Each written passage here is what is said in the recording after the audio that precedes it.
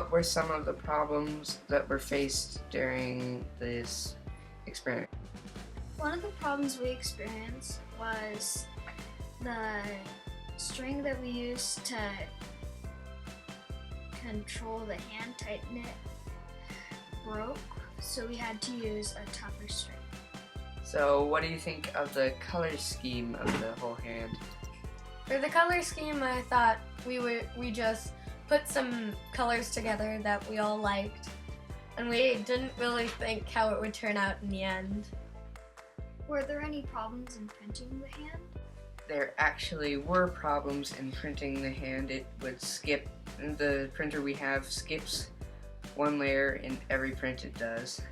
It caused problems for one of the teams, cracking it up and everything. And yeah, that was pretty much the only problem. Do you wish that you could reprint parts of your hand?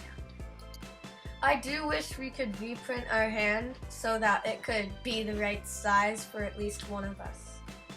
What steps were used in the process of making the hand?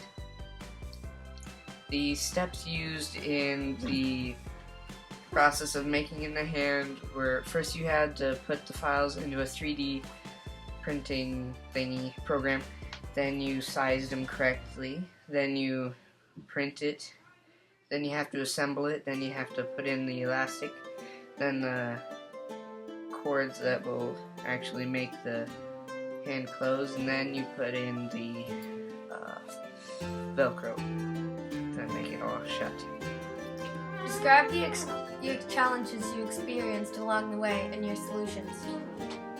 Well, one of the challenges we faced is having a part for everyone to do. We did figure out in the end who would do what and everything, but we also had troubles and challenges assembling the hand.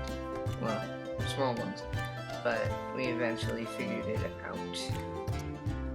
I learned how 3D printing works and how to make prosthetic hands.